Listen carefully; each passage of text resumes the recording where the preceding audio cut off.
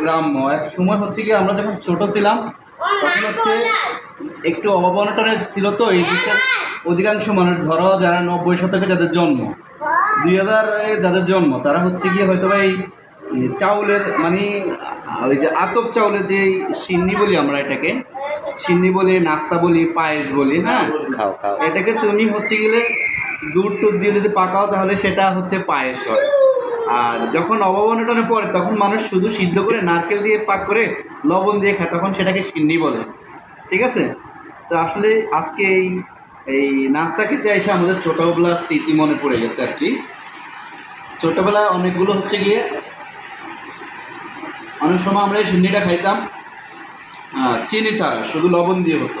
হ্যাঁ, তো আজকে আমার এক ফ্রেন্ডের বাসায় আসছি, ওরা হচ্ছে এটা পাক করছে এখন দুধ দিয়ে, নারকেল দিয়ে, হচ্ছে তোমার